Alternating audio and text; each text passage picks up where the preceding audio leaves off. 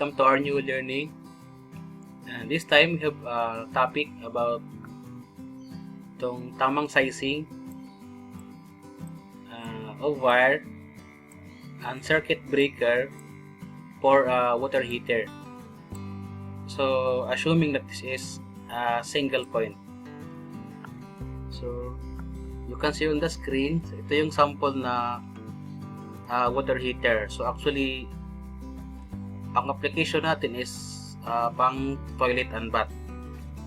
So ito yung sample na single point water heater installed inside the bathroom. Ito yung shower. Okay, on the left side, ito rin yun. So when we see water heater, is a plumbing apparatus or appliance designed to heat or cold water and store in it, making it ready for use in household like showers, dishwashing, and laundry. So yung ating sample ngayon is pang home water heater. So ginagamit siya sa showers, dishwashing, pwede rin daw sa laundry. Okay, to visualize ano yung diagram ng water heater. So this is single point installation diagram. Ito yung lavatory, this is the water closet, and then ito yung shower. So yung ating water heater installed at the left side, actually upper left side of the shower. Dapat mataas sa shower to.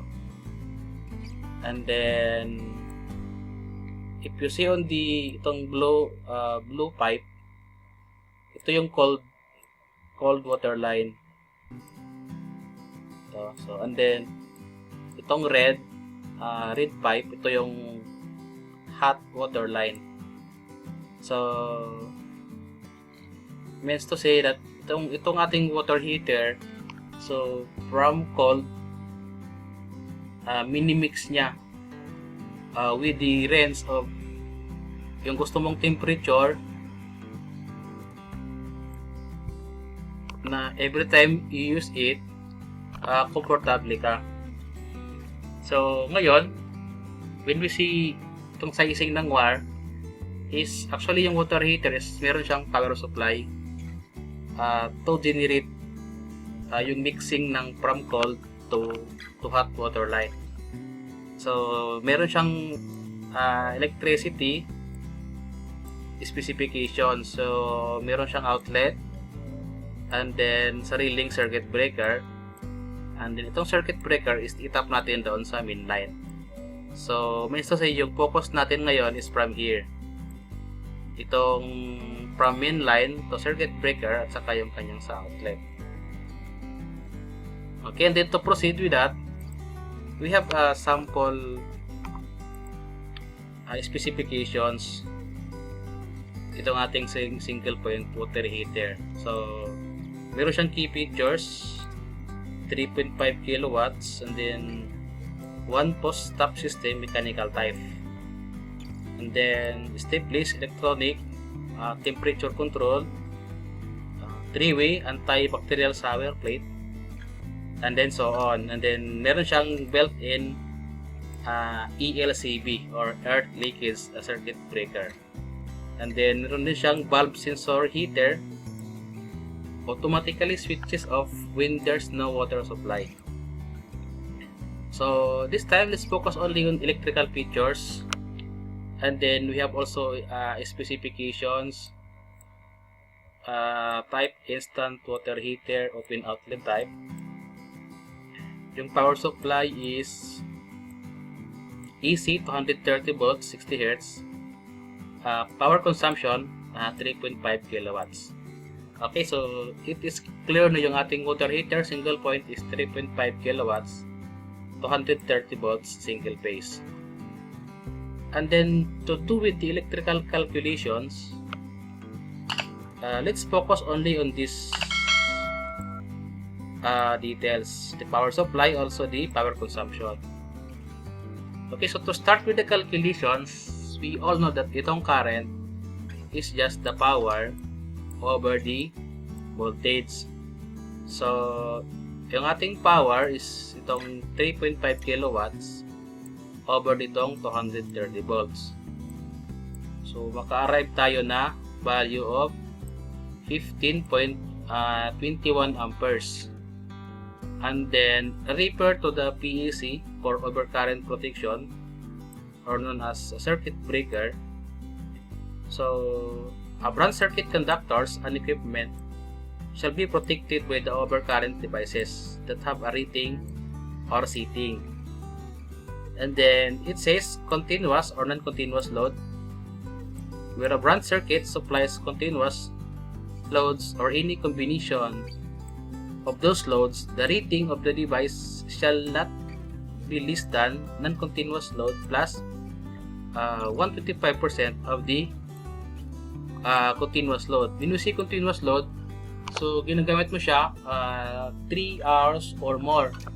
So let's assume na yung ating water heater is we say ginagamit natin siya ng 5 to 6 hours or more. So assuming na yung ating water heater belongs to a continuous load. So therefore, to size up for the brass conductor, so let's multiply that by 125%. So itong ating wire ampacity 15.21 times 125%, we can arrive the answer of 19.47 amperes. And then for selecting the circuit breaker, so mayroong rule na dapat 80% lang yung makonsume of that circuit breaker in normal operation. So if we assume na yung ating circuit breaker is 20 amperes at 80% uses is, the answer is 16 amperes. If we use the 30 amperes at 80%, we can get the value of itong 24 amperes. So mas prefer natin si 30 amperes, and then meron code to specifies for a 30 ampere branch circuits that a 30 ampere branch circuit shall be permitted to supply fixed lighting units with heavy-duty lamp holders in other than a dwelling unit. So para lang daw siya sa mga fixed lighting units or heavy-duty lamp holders. And then it says or utilization equipment in any occupancy. So nabilong tayo rito. So a rating of any one cord and plug connected utilization equipment shall not exceed at 80% of the branch circuit ampere rating. So it is clear itong ating calculation na to. So at dapat hindi siya lalagpas ng 80%. So mas prefer ko itong si 30 ampere circuit breaker at 80% factor. So we have a value of 24 amperes, which is greater than 19.47 amperes. Okay, so therefore, to select for the circuit breaker, we have a 30 amperes, 230 volts 2-pole earth liquids circuit breaker or ELCB.